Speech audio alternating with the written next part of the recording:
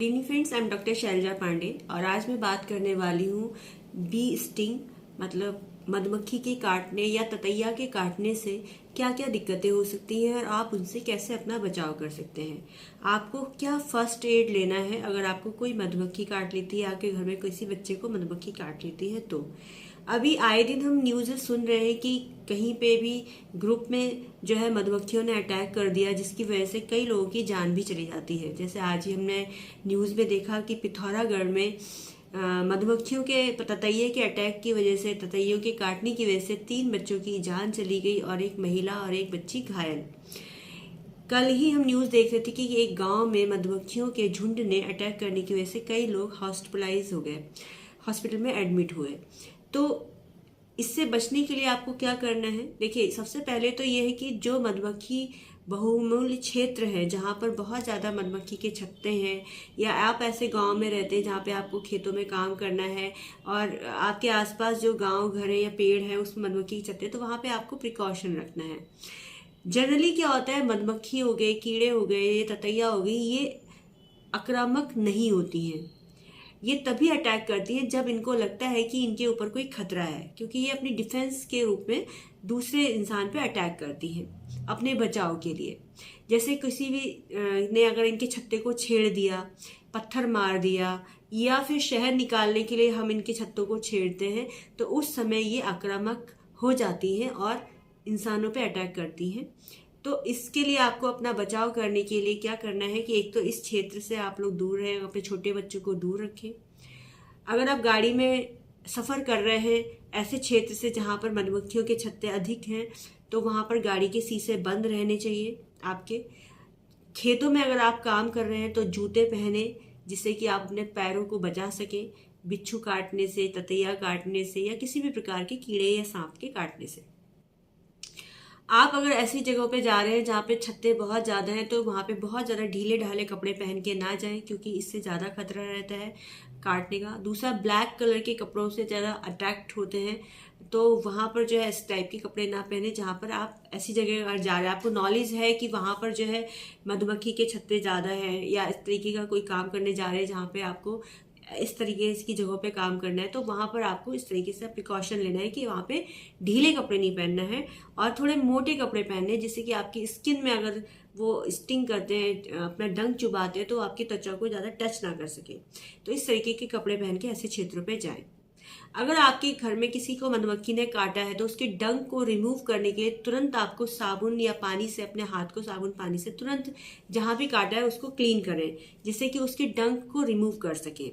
क्योंकि मधुमक्खी का जो जहर होता है उसमें एक प्रकार का प्रोटीन होता है जो कि हमारे शरीर में जाके हमारे तंत्रिका तंत्र पे बैड इफेक्ट करता है। तंत्रिका तंत्र पे बैड इफेक्ट करने की वजह से उस समय कुछ एलर्जिक रिएक्शंस होते हैं हमारी बॉडी में, जिसमें क्या है, जहाँ पर मधुमक्खी या ततैया काटती है वहाँ पे लाल हो जाना, खुजली होना, जलन होना, सूजन आ जाना, ऐसी दिक्कतें होती हैं। ये कुछ माइल्ड सिम्टम्स हैं जो पहले आ सकते हैं एक मधुमक्खी के काटने या 2 मधुमक्खी काटने से। मगर अगर इससे ज़्यादा मधुमक्खियाँ काटती है तो कुछ सिम्टम्स जो हैं इससे ज़्यादा आ सकते हैं, मॉडरेट आ सकते हैं। जैसे कि वहाँ पर बहुत ज़्यादा लाल रंग की सूजन हो जाना, बहुत ज़्यादा सूजन बढ़ जाना, लाल रंग हो जाना त्वचा का, 1-2 दिन में सूजन ज़्यादा लगातार बढ़ते रहना, बहुत ज़्यादा खुजली, जलन होना, दर्द होना जहाँ पर मधुमक्खी ने काटा है वहाँ पर। अगर बहुत ज़्यादा मधुमक्खी काटती है, अगर 5-6 से ज़्यादा मधुमक्खियाँ अगर आपको काट रही हैं, तो फिर सिम्टम्स आ सकते हैं बेहोशी होना, उल्टी जैसा होना, मतली जैसा मतलब वॉमिटिंग, नॉजिया फीलिंग होना, वॉमिटिंग होना, चक्कर आना, आंखों के आगे अंधेरा छाना, सांस लेने में परेशानी होना, ऐसी दिक्कतें हो सकती हैं आपको। तो आपको तुरंत अपने बचाव के लिए क्या करना है, अगर बहुत ज़्यादा मधुमक्खियों ने अटैक किया है आपके ऊपर, तो तुरंत अपने आसपास के अस्पताल में कांटेक्ट करें, 102 पे फ़ोन करके इमरजेंसी सेवाएं लें और तुरंत अस्पताल जाएं और अपना इलाज कराएं, उपचार कराएं इससे बचने के लिए।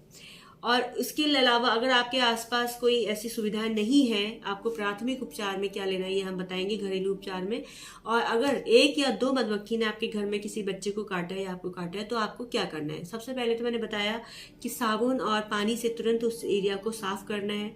दूसरी बात, वहाँ पर आप खट्टा नींबू लगा सकते हैं, जिससे कि आप वहाँ पे जो पॉइजन गया है उसको निष्क्रिय कर सकें, जिससे कि सूजन आना कम हो जाएगा, मतलब सूजन आने के चांसेस कम हो जाते हैं और जलन भी और पेन भी कम हो सकता है। ठीक है।